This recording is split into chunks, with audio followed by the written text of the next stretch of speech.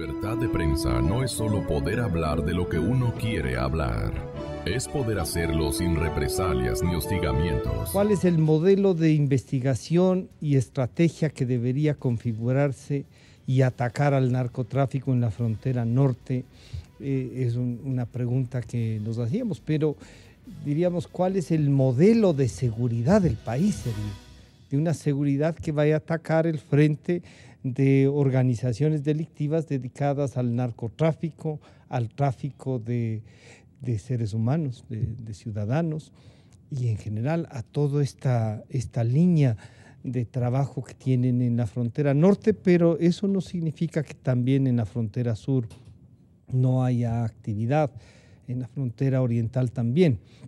Así es que gracias por acompañarnos a los dos generales, les saludamos. Y General González, lo de Esmeralda. Sin lugar a dudas, los problemas de frontera no son simples, son bastante complejos, tienen muchos actores de por medio, y si es que tratamos de buscar las causas ante este fenómeno que sucedió la semana anterior, habría muchas causas, pero yo partiría diciendo que en el Estado ecuatoriano y en cualquier Estado, los aspectos de seguridad y los aspectos de desarrollo tienen que ser tratados casi que con la misma importancia. La seguridad y el desarrollo son elementos que están relacionados entre sí, que son interdependientes. Esta es una doctrina ya vieja, pero que sin embargo tiene relevancia en cualquier momento. O sea, no hay que descuidar la seguridad, porque si no tenemos seguridad, no hay desarrollo. Y podemos tener desarrollo, pero si descuidamos la seguridad, ese desarrollo será efímero, no será consolidado, etcétera, etcétera. O sea, no tiene una proyección. ¿Usted diría que podríamos, especulando, decir que la frontera norte, sobre todo después del conflicto, de haber sellado el acuerdo de paz con el Perú, se volvió un objetivo de país, pero que en estos 10 años hay gente que dice la han mantenido inoperante justamente para privilegiar estos grupos? ¿Es posible esto? Bueno, a mí no me consta o me costaría creer que eso haya sucedido, pero sí hemos sido conscientes de un abandono paulatino, por ejemplo, de las Fuerzas Armadas por el gobierno anterior. ¿Cómo va a ser posible de que el Consejo de Seguridad Pública y del Estado se reúna después del 2011?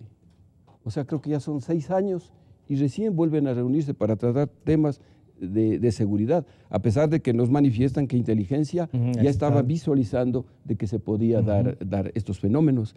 Entonces, es la poca importancia que les han dado al tema de seguridad y a las instituciones encargadas de ello, a las Fuerzas Armadas, a la Policía Nacional, porque este es un problema de carácter multidimensional que requiere también respuestas integrales. Bien, realmente lo que sucede en la frontera es algo que estaba por venirse. Yo estaba revisando un poco mis archivos personales.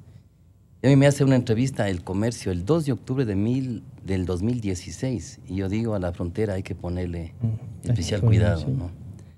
Y el día que nos fuimos a Gualaquiza, estuvimos en la sala ahí del aeropuerto, varios periodistas, un día antes de que suceda, y hablábamos todos del tema, era el asunto de Esmeraldas, ¿no? Porque estábamos hablando de seguridad, de la guerra del CENEPA, etc. Haciendo un poquito de historia, el anterior presidente, de una forma que yo llamaría sinceramente brutal, él dijo que él no sabía de seguridad. No sé si se acuerdan, y que él tiene que aprender en ese tema. No sé cuánto aprendió en 10 años, porque cuando hubo el acuerdo con las FARC, él dijo que iba a reducir 80% de las fuerzas militares en la frontera con Colombia. Eso lo dijo. Habló del costo que eso significaba. Habló del costo que eso significaba.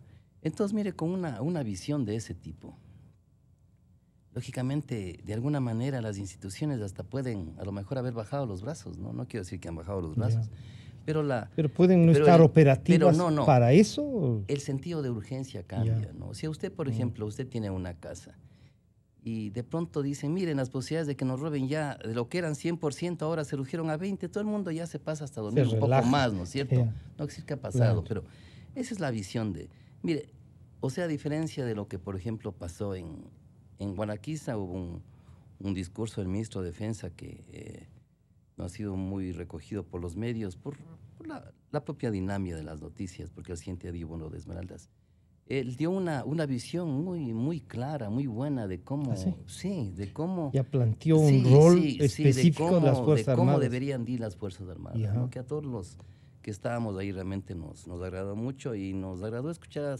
después de mucho tiempo una visión de ese militar. tipo, ¿no? Un discurso de una política de seguridad, de un fortalecimiento de Fuerzas Armadas adecuado a los momentos, no solamente de ahora, ¿no? Sino de siempre.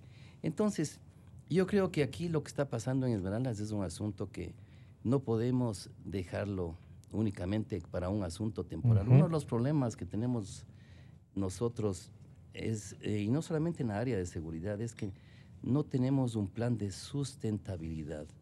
Cuando hacemos una campaña de algo, lo hacemos por un tiempo. Yo me refiero a todos los temas, no solamente. Hacemos una campaña contra la basura, 8 días, pues nos cansamos, ¿no?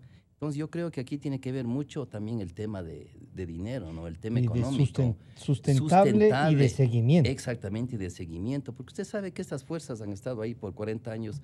¿Cuál es el problema de que mientras exista un tema de seguridad ahí presente, ellos también se mantengan en stand-by, ¿no?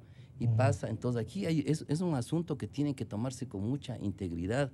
Yo creo que la forma como se está actuando ahora, yo creo que es la adecuada, inclusive la forma como tanto el ministro de Defensa como el ministro del Interior fueron inmediatamente a Esmeraldas, estuvieron ahí. Eso es una respuesta en el territorio, es una forma de liderazgo también, ¿no? De liderazgo.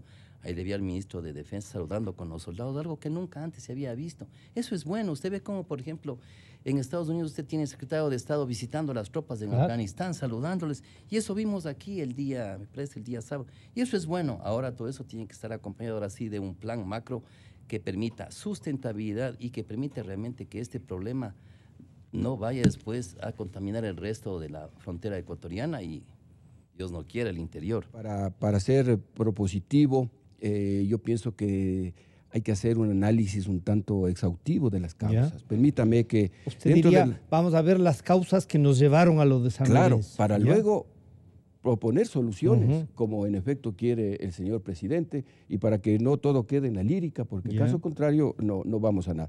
Dentro de las causas, sin lugar a dudas, todos conocemos, es la ubicación del país, en medio de los 2 países mayores productores de coca del mundo. Estamos en la mitad. Geopolíticamente hablando, las fronteras en un estado, en cualquiera que sea esto, son más débiles. No hay la presencia de las instituciones estatales y es por eso que suceden todos estos hechos, ¿no es cierto? Alan Molestina mencionaba el famoso Plan Ecuador, que en el año 2007 fue lanzado, pero sin embargo nunca aterrizó, fue muy general, intervenían muchos actores. No había la acción del Estado que llegue de manera específica donde exactamente se le necesitaba. Entonces también vemos... sirvió para cedular un montón de gente. Eso sí es reconocido. La otra causa es el proceso de paz, que es un proceso de paz del Estado colombiano. Un proceso de paz no solamente con la firma y estamos en paz. Tuvimos la experiencia, un grupo de oficiales de Fuerzas Armadas, estuvimos en el desarme de la contra nicaragüense, nosotros fuimos parte de la ONU, y ese proceso duró 10 años. No es que se firmó la paz, se desmovilizaron, siguieron las acciones violentas. Y eso, nosotros que nos permitimos hacer un seguimiento, eso duró 10 años. Entonces la situación sigue. El Estado colombiano está negociando con el Ejército de Liberación Nacional, nuestro país de sede. Y yo pregunto, ¿hay algún delegado del Ecuador ahí? No hay. No hay. Entonces, ¿cómo podemos conocer de manera cierta los pormenores, cómo avanza, qué retroceso tiene, ¿no es cierto? Lo mismo fue en el proceso de negociación de las FARC. Había países que no sufrían los efectos o que no sufren los efectos del conflicto colombiano, como Chile y otro país europeo que no recuerdo este momento, pero eran delegados. y nosotros, o sea, la seguridad totalmente a un lado, totalmente pisoteada, ¿no es cierto? El otro tema es la salida del FOL, este puesto de avanzada que tenían los norteamericanos y que en el año 90, Lo que 2009, se denominaba la base de Manta. lo que se denominaba base de Manta. Este era un punto estratégico para el control del narcotráfico. Nuestro país es signatario de muchos convenios para combatir el narcotráfico, el narcoterrorismo ahora, y que ya lo estamos sintiendo en nuestro país. Que lo visualizamos con mayor fuerza, claro, porque lo habíamos sentido desde antes. Exacto. Entonces, este puesto de avanzada no era el único, pues. Había otro puesto de avanzada en El Salvador, otro puesto de avanzada en Aruba, en Curazao, y dirigido todo esto desde Key West.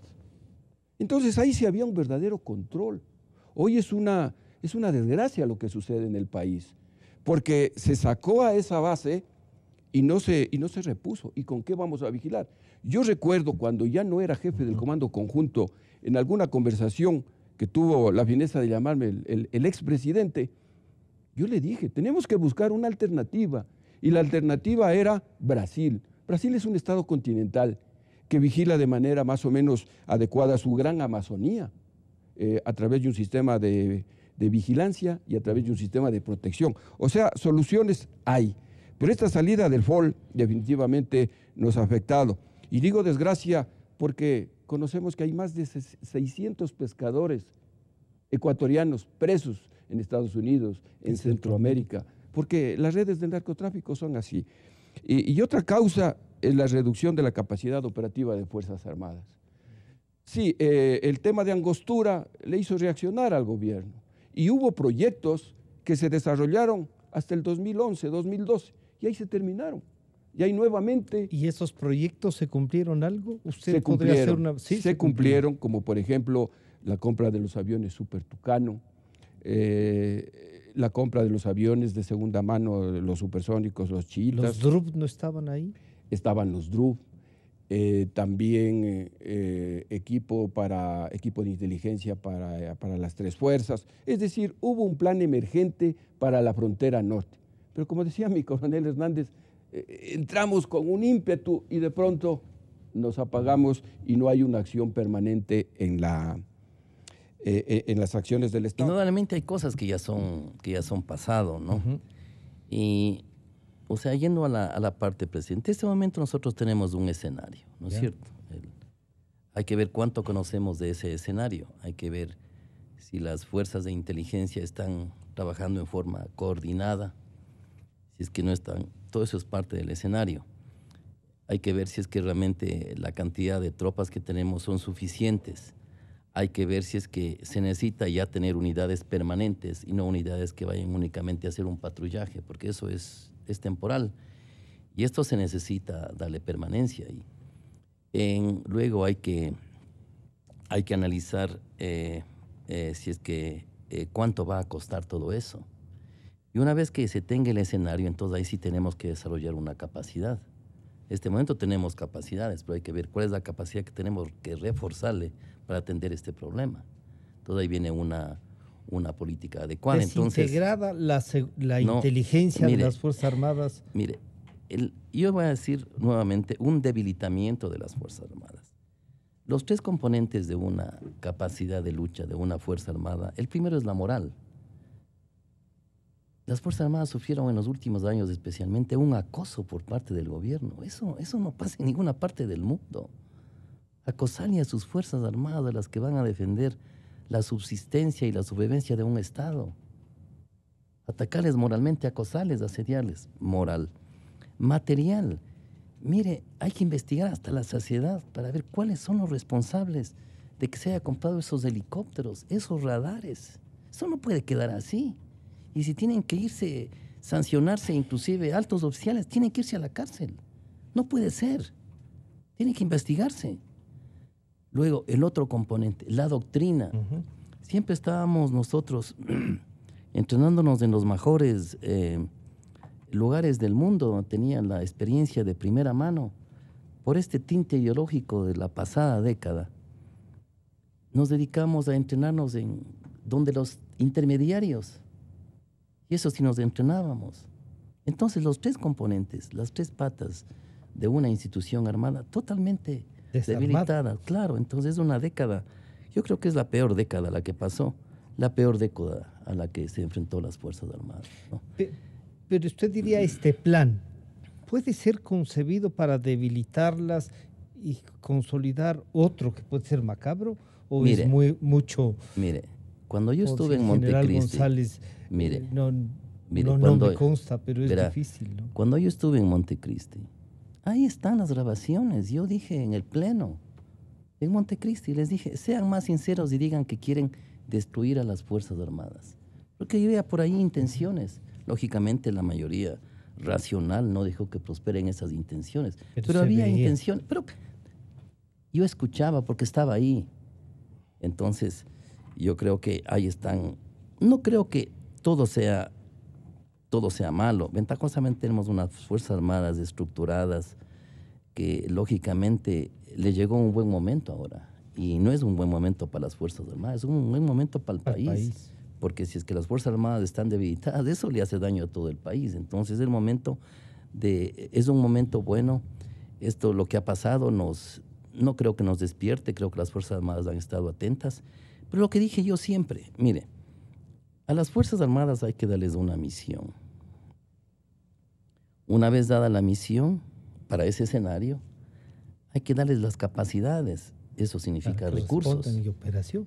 Pero después hay que pedirle resultados, porque todos aquí en el Ecuador, todos en una democracia tenemos que ser, como se dice, rendir cuentas. Y en ese sentido, rendir cuentas es, a ver, veamos, les hemos dado los recursos, a ver, queremos que nos den resultados. Y esos resultados, lastimosamente, así es. Para eso estamos los soldados. Esos resultados a veces implican riesgos, pero para eso estamos los soldados, para correr los riesgos en beneficio del resto de la población, para que el resto de la población descanse. Todos esos temas yo creo que es importante considerarlos de manera que la presencia del Estado sea permanente. Ese fue uno de los graves males de Colombia. No podía estar presente el Estado. Y ahí prosperó este Estado macabro, no, ni siquiera Estado, estos grupos, ¿no? Entonces el Ecuador no puede permitirse eso. Y el discurso de la forma como ha hablado el señor presidente, muy contundente, dando una visión también, dando un objetivo, y el resto es a ponerse a trabajar, y dentro de eso está justamente dar los recursos necesarios a las Fuerzas Armadas. Sí, hay inteligencia, por ende tiene levantado a las amenazas que están sobre la frontera. Pero permítame decirle, Francisco, que en este escenario que lo hemos ido describiendo de una u otra manera, yo me permití enumerar las posibles causas o las causas principales. Hay que tener en cuenta que el objetivo es la población, es a nuestra población a la que tenemos que proteger.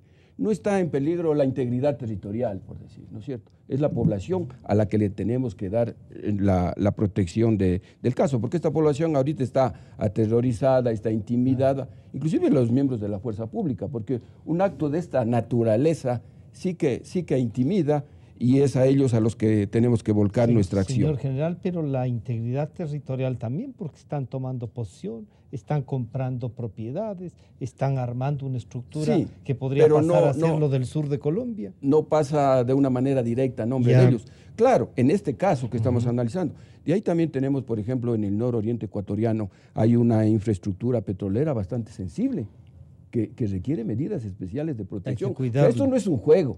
Y esto no se puede improvisar. Esto tiene que ser de manera permanente. Hoy el gobierno quiere intervenir a través de un comité de seguridad, a través de un comité de desarrollo.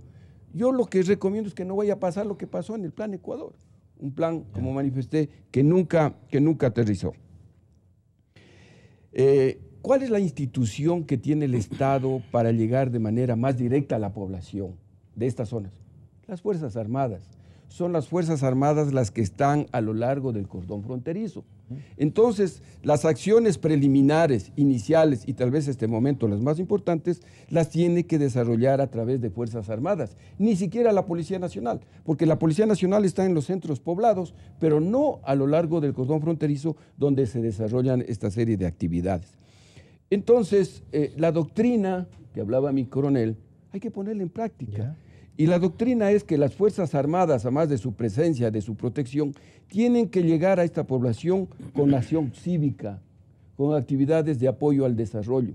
Al mismo tiempo que está haciendo la acción cívica, el apoyo al desarrollo de sus necesidades más apremiantes, porque así trabajábamos antes. También se está sacando información, se está sacando inteligencia. Cuando usted desarrolla una campaña de salud, además de que está atendiendo a la población, está obteniendo información. Porque el terrorismo es una de las amenazas más temibles y no visibles. O sea, para la inteligencia técnica, la inteligencia humana, también esto resulta sumamente complejo y más aún en este tipo Señor de general, escenarios. después de lo de Angostura, ¿inteligencia militar se reestructuró, está funcionando? ¿Cree que quedó casi pulverizada? Esa es una de las capacidades que fueron afectadas, porque la inteligencia pasó a ser parte del Servicio de Inteligencia Nacional y vino a ser una parte de ella. Claro que sí nos integrábamos a través de comités, pero ya le quitaron su acción, su especificidad, para lo cual está la inteligencia militar.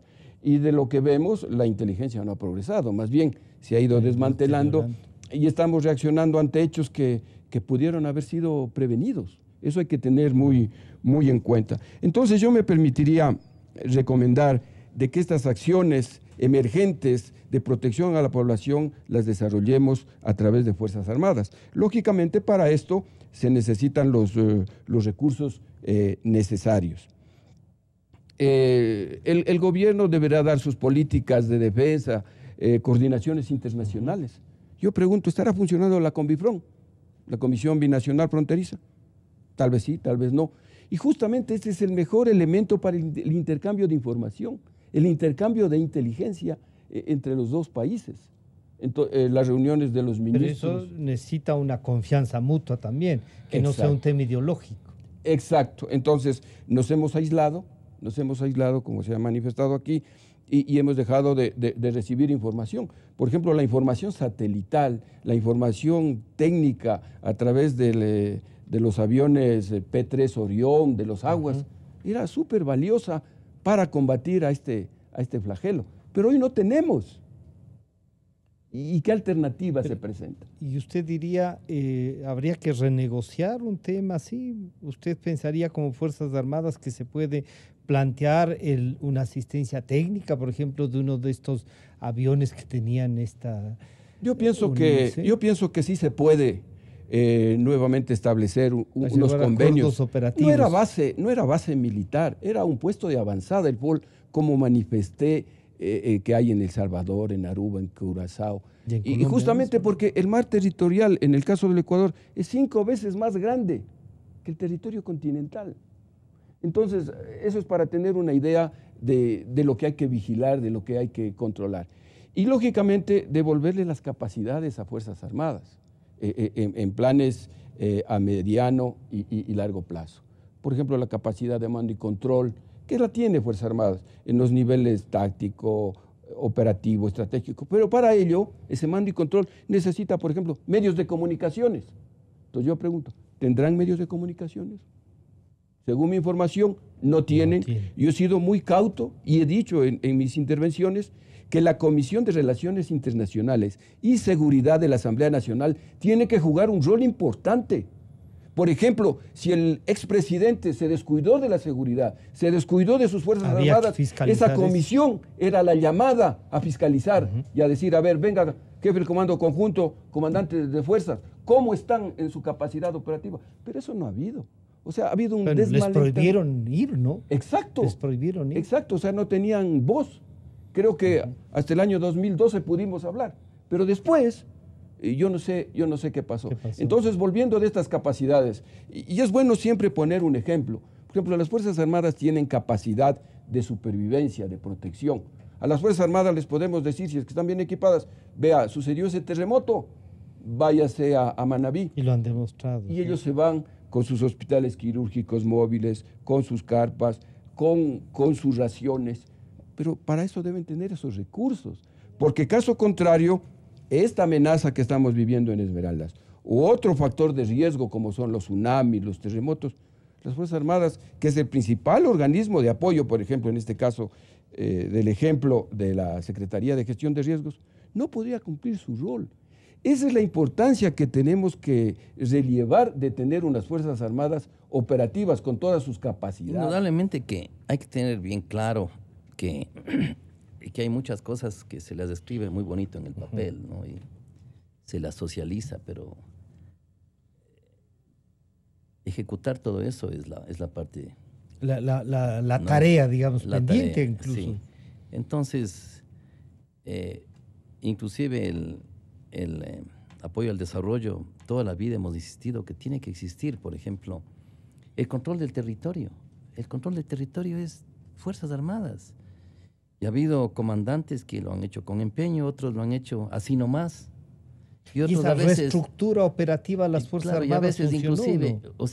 o sea, inclusive y a veces ni han creído en eso.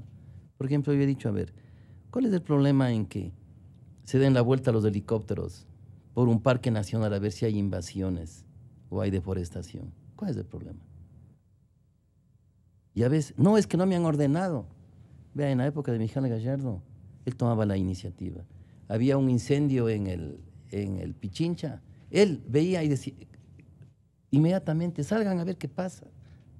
Entonces ha habido mandos que han hecho lo mínimo, ¿no? Y hay que decirlo. O sea, había mandos que tenían iniciativa y que cubrían el mando. Así es, Ya. así es. Porque usted también puede hacer lo mínimo, ¿no?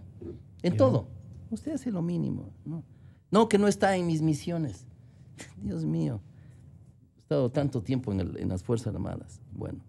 Que no tengo. Claro que hay, pues. Siempre hay cómo. Siempre hay cómo.